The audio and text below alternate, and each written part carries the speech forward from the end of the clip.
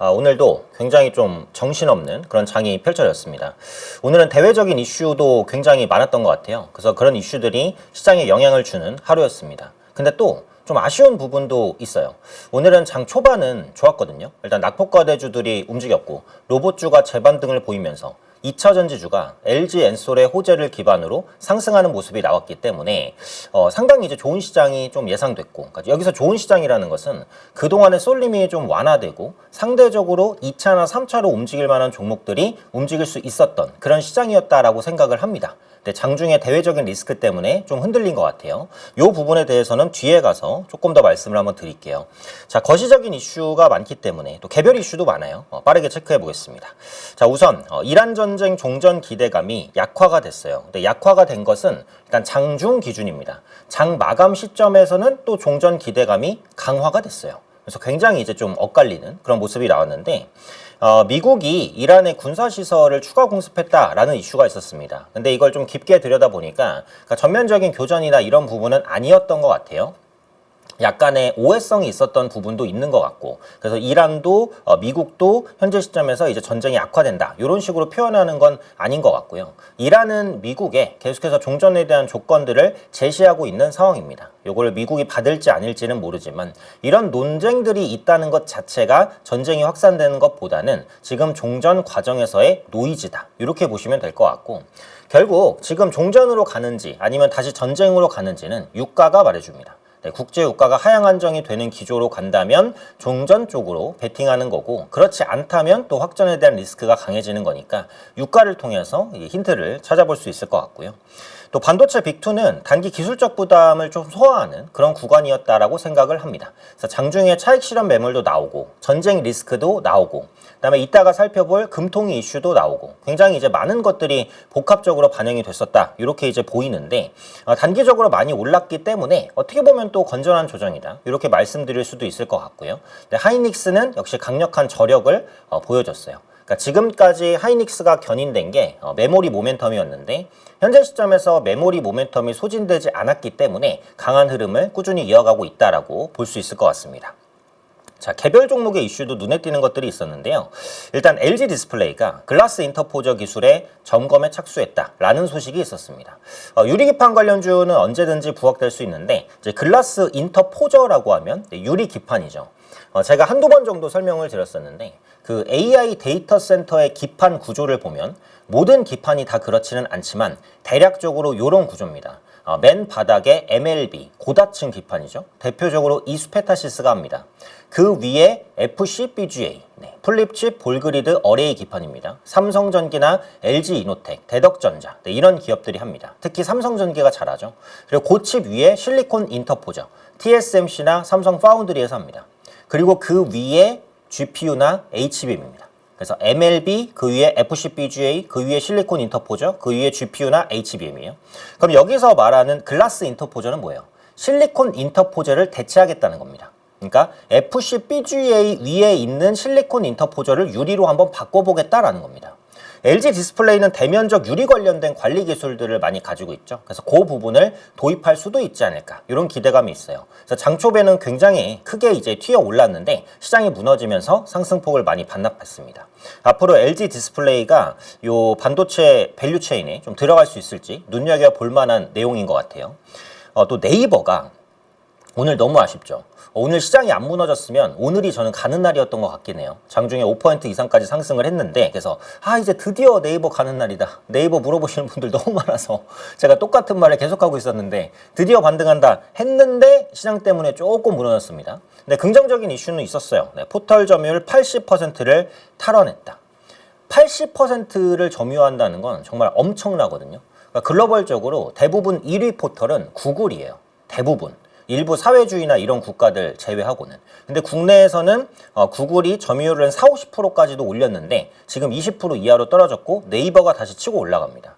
제가 예전에도 말씀을 드렸어요. 네이버는 AI 전략들을 잘 구성하고 있습니다. 근데 지금 시장에서 지적하는 게 네이버가 AI에서 뚜렷한 걸 보여주지 못했다라고 하잖아요. 근데 저는 뭐라고 말씀드렸죠? 네이버는 보여주고 있어요. AI 기술들을 검색과 쇼핑에 다변화돼서 적용시키고 있습니다. 네이버 관련해서는 제가 아마 내일도 추가적으로 말씀을 드리긴 할 건데, 근데 시장이 기대하는 건 그 AI 기술을 검색이나 쇼핑 말고 다른 데 적용을 해달라는 거예요, 사실. 근데 그 부분에서는 아직 보여준 것은 없어요. 근데 본업에는 AI를 잘 적용하고 있습니다. 이 부분은 실적 개선으로 연결될 수는 있는 거죠. 그러니까 당장에 눈에 보일 수 있는 이익에서는 AI 부분의 성과가 나요. 근데 조금 장기적으로 굉장히 큰 흐름에서, 예를 들면 뭐 로봇이 됐던, 뭐 빅데이터가 됐던, 클라우드가 됐던, 뭔가 이제 시장이 혹할 만한 부분에서의 성과는 아직 없는 거죠. 그래서 그 부분이 좀 아쉽다라는 겁니다. 하지만 그게 아쉽다라고 하더라도 낙폭과대 구간인 것은 맞다고 생각해요. 오늘 돌파 시도가 나왔으니까 시장이 안정되는 구간에서 다시 한번 들어올려 주는지 눈여겨보도록 하겠습니다. 오늘 특징 섹터들 한번 볼게요. 여기 보면 많이는 없습니다. 자, MLCC는 삼성전기, 콘덴서, 아바텍. 네, 삼성전기는 뭐 말이 필요가 없네요. 네, 저는 어제 정도에는 삼성전기를 조금 줄여야 되지 않나 이렇게 생각했는데 아니나 다를까 낮낮이 배고프다라고 하면서 급등했습니다. 기판의 쇼티지가 계속되는 모습이다. MLCC도 가세했다. 이렇게 볼 수 있고요. 2차전지주가 오늘 반등한 게 굉장히 반갑습니다. 2차전지도 조금 아쉬워요. 오늘 시장이 무너지지 않았으면 좀 더 강하게 튀었을 거라고 생각합니다. 제가 전에 드렸던 말씀인데 요거 한 번 더 언급드리면 어제인가 그저께 정도 말씀드렸을 거예요. 시장이 5월달 중순에 전쟁으로 무너지기 전에 시장을 주도했던 건 반도체고요. 그 반도체를 따라서 로봇이 급등하다가 5월 중순에 시장이 폭락하면서 무너졌습니다. 근데 제가 그때 뭐라 그랬죠? 그때 로봇이 폭락하지 않았으면 그 다음 주자는 2차 전지가 됐을 것이다 라고 말씀을 드렸어요. 그래서 반도체, 로봇, 2차 전지까지 이어질 것으로 봤는데 로봇까지 올라가다가 시장이 급락하니까 그게 이제 셋업이 됐거든요. 근데 그럼 전쟁 이후에 전쟁 리스크가 완화되면서 반도체가 다시 올라가고 그러니까 로봇도 재차 상승 시도를 하면서 2차 전지까지 견인이 되는 흐름입니다. 그러니까 요거를 보면 어떤 생각이 드냐면 한마디로 이래요. 그러니까 어떤 종목이 주도주로서 막 달리다가 시장이 급락하면서 빠졌어요. 시장이 급락하면 뭐 별 수 없겠죠. 네, 빠졌는데 그 시장이 정상화가 됐을 때 어떤 종목이 먼저 튈 것이냐. 시장이 급락하기 전에 강했던 섹터가 먼저 튀는 경향이 강합니다. 이번에도 그런 모습이 여지없이 나왔던 것 같아요. 그래서 항상 강세를 보이는 섹터는 기억해 두셨다가 폭락장에서 조금 견디고 폭락장이 개선이 될 때 시장 폭락하기 전에 강했던 섹터가 뭐였지? 그럼 그 섹터를 한번 볼까? 이렇게 투자 힌트를 찾아보신다면 앞으로 이제 등락장에서 주도주를 샀는데 그러니까 폭락 이후에 시장이 회복할 때 어떤 종목을 우선적으로 봐야 되는지 요걸 찾는데 도움이 되실 것 같아요. 그러니까 이게 무조건 100% 그렇다는 건 아니지만 경향이 그렇습니다. 이번에도 그런 경향이 나왔던 것 같아요. 어쨌든 2차 전지의 반등도 상당히 반가웠다. 그래서 내일부터 추가 흐름 나오는지 보자. 이렇게고요. 리튬도 올라갔습니다. 리튬 가격이 강세를 보이다가 요즘에 좀 주춤한데 전반적으로는 강세예요. 하이드로 리튬과 중앙 첨단 소재 좋은 흐름 보였고요. 백화점주가 나름대로 선방을 좀 했습니다. 현대백화점, 대구백화점. 전에도 말씀드렸지만 지금 내수가 생각보다 괜찮습니다. 백화점의 명품 매출이나 의류 매출도 좋아요. 백화점이 두 자릿수 성장을 보인 게 정말 몇 년 내 처음이거든요. 그만큼 유통주들이 좀 견인될 수 있는 모멘텀들이 형성되고 있다. 또 오늘은 대외 변수로 시장이 무너지다 보니까 약간의 방어 성격으로 백화점주들이 견뎌준 게 아닌가 이런 생각도 들어요. 근데 조선주는 좀 아쉬웠죠. 하나오션, 현대중공업, 삼성중공업. 어제 그 중국의 그 신규 선박, 그러니까 신규 선박 수주의 80% 이상, 85% 정도를 중국이 싹 쓸어간다. 이런 이슈가 있었습니다. 그래서 그게 조선주에 약간의 그 타격을 입혔는데, 물론 그동안 우리 조선주가 일반 상선, 그러니까 컨테이너선이나 벌크선을 잘 팔아서 올라간 건 아니에요. LNG선 같은 특수선, FPSO 같은 설비, 그 다음에 잠수함 이런 것 때문에 올라갔습니다. 그런 특수선 때문에, 상선 때문에 올라간 건 아닌데 아무리 그렇다고 해도 수주의 80% 이상을 중국이 쓸어받는 것은 조금 이제 심리적인 타격이 있었다라고 봐야 될 것 같아요. 그래서 조선주는 현재 위치에서 반등을 시도할 거라고 보지만 시간이 조금 걸릴 수는 있을 것 같습니다. 그래서 그런 부분들은 좀 염두해야 되지 않을까 이런 생각은 있어요. 자, 국내의 주요 이슈 한번 보겠습니다. 오늘은 그 한국은행 금통위가 중요했습니다. 어제도 말씀드렸죠. 기준금리 2.5% 동결했는데 그 시장이 예상한 건 금리 동결은 당연했어요. 그래서 그걸 궁금해한 건 아니고 신현송 총재가 첫 금통위를 주재하면서 금리를 동결할 때 매파적인 언급을 하냐 안 하냐 이거였습니다. 근데 매파적인 언급을 했죠. 시장이 예상한 것보다 더 매파적이었던 것 같습니다. 그에 따른 충격이 오늘 일부 반영됐다라고 생각을 해요. 자, 금통위에서 요즘에 그 점도표를 냅니다. 요거 한번 볼게요. 자, 이전 금통위 26년 2월의 금통위입니다. 보시면 기준금리 2.5에 이제 분포가 굉장히 많고요. 그 다음에 인상에는 하나밖에 없고요. 인하에는 4개가 찍혀 있습니다. 이게 뭐냐면, 그러니까 그 당시에 6개월 뒤에 기준금리가 어떻게 될 것이냐에 대한 전망이에요. 근데 26년 2월, 그러니까 올해 초만 해도 금리 인하 전망이 좀 더 많았어요. 동결에서 인하 전망이 많았죠. 근데 그 다음 회의가 지금 회의 26년 5월 회의를 보시면 금리는 동결했지만 앞으로 6개월 후의 금리 전망이 어디에 찍혀 있죠? 2.75에도 찍혀 있고요. 3에는 더 많이 찍혀 있습니다. 심지어 3.25에도 찍혀 있어요. 이 말은 뭐죠? 앞으로 금리 인상은 큰 변수가 없는 한 사실상 거의 무조건 된다라고 보시면 됩니다. 그래서 국내 금리 인상에 대한 우려감이 예전보다 많이 커졌어요. 그래서 이 점도표가 올라갈 것이라고 예상은 했지만 이건 생각보다 훨씬 많이 올라갔습니다. 지금 금리 인상에 대한 소수 의견도 이미 나왔고요. 점도표에서도 금리 인상 최소 한 차례, 많으면 2차례, 엄청 많으면 3차례 여기까지 전망하고 있다는 거예요. 지금 소비자 물가지수가 꽤 많이 올라왔어요. 유가 상승에 대한 영향이 있겠죠. 그래서 앞으로 금리의 휘둘림이 일정 부분 있을 수 있습니다. 그래서 한은의 기조라든지 이런 부분을 확인하실 필요는 좀 있겠다. 이런 생각이 들고요. 그리고 작년에 결산 배당금이 37.8조 원, 전년비 17% 증가했는데 요즘에 그 배당주 관심 있으신 분 사실 별로 없죠. 네. 근데 지금처럼 이렇게 금리가 올라가면서 시장을 압박하면 조금 안정적인 투자에 대한 관심도 가지실 필요가 있지 않을까. 이런 생각도 들거든요. 그래서 기존에 이제 배당을 좀 많이 줬었던 그런 종목군들을 한번 보실 때도 되지 않았나. 네. 이런 생각도 들어요. 그래서 작년 결산 배당금 37.8조 원, 전년비 17% 증가했으니까 최근에 배당을 좀 많이 주는 그런 종목군들을 좀 체크해 볼 필요는 있지 않을까. 이런 생각도 있고요. 그다음에 개별주 중에 그 퓨리오사 AI, 그러니까 국내에서 리벨리온과 쌍벽을 이루는 AI 주죠. 그래서 브로드컴과 차세대 가속기를 개발하겠다라고 했습니다. 또 전에 잠깐 말씀드린 적이 있는데, 그러니까 국내 리벨리온이나 퓨리오사 AI가 요즘에 가속기를 만들 때 그 HBM을 적극적으로 쓰려고 하거든요. 그러니까 이런 부분들은 삼성전자나 SK하이닉스 그리고 마이크론의 HBM 수요를 촉진시킬 수 있으니까 일단은 긍정적일 수 있다라고 봅니다. 그래서 국내에서 퓨리오사 AI나 리벨리온이 또 상장을 추진할 수도 있고요. 네, 그런 이슈가 나올 때 또 주목받을 수도 있으니까 또 후속적인 이슈들도 한번 체크를 해볼게요. 자, 그리고 오늘은 이제 로봇 관련주를 계속 말씀을 드릴 거예요. 로봇 관련주는 꾸준히 보셔야 된다. 그래서 오늘 로봇이 이제 가려다가 조금 눌린 것 같아서 당장 내일은 아니더라도 뭐 다음 주가 됐든 계속 보셔야 된다는 생각이 들고요. 현대차 그룹은 또 메리트가 있는 게 밸류업 부분에서 좋은 성과를 낸단 말이죠. 현대차는 지배순이익 기준 총주주 환원율 TSR이라고 하는데 35% 플러스 최소 배당을 얘기했죠. 기아 같은 경우에도 역시 TSR 35% 최소 배당 5,000원. 현대모비스도 TSR 30% 배당 자사주 탄력 운영. 그 주주 환원에 있어서는 상당히 앞서 나가고 있는 것이 현대차, 기아 볼 수 있고, 그다음에 SL도 배당 성향 40%, 한국 타이어도 높이겠다. 그래서 지금 그 자동차 관련된 주들이 대부분 배당 매력이 괜찮아요. 기아가 지금 5%로 높죠. 주가가 많이 못 올라서 그렇긴 합니다. 그래서 기아가 이제 배당 매력이 좀 있고요.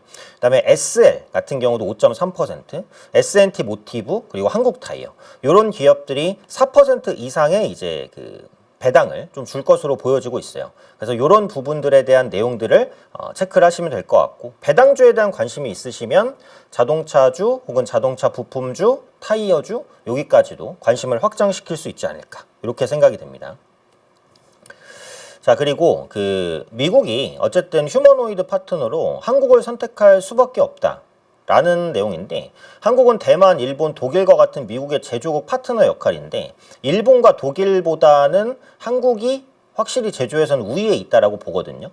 그래서 올해에는 휴머노이드 팩토리, 휴머노이드 파운드리 이런 사업이 좀 가시화가 될 것으로 보이고, 정부에서 로봇 사업도 육성해 주고요. 그다음에 2029년에 연간 휴머노이드 1000대 이상 양상. 지금부터는 휴머노이드를 누가 더 빠르게 대량 생산할 수 있을 것이냐, 이 부분에 시장의 관심이 좀 모아질 것으로 보여집니다. 그래서 대량 생산에 이제 성공하는 업체가 먼저 시장을 장악해 나갈 가능성이 높죠. 그러니까 중국을 봐도 중국의 유니트리가 휴머노이드 대량 생산에 가장 먼저 성공하니까 IPO에 대한 기대감도 가장 빠르게 반영되는 거고 그만큼의 네임밸류와 몸값을 또 평가받고 있는 거죠. 휴머노이드는 대량 생산이 관건이다. 이런 부분이고요. 휴머노이드 생태계가 계속 확장이 되고 있습니다. 그러니까 예전에는 로봇주가 아니었다가 로봇주로 신규 편입이 되는 종목군들이 꽤 있어요. 예를 들어서 모듈 관련된 종목, 감속기 이런 건 원래 로봇주잖아요. 근데 로봇 핸드가 들어오면서 로보티즈나 뭐 이런 새로운 로봇주들이 들어오고요. 배터리가 필요하다라고 하면서 셀사들이 들어오고요.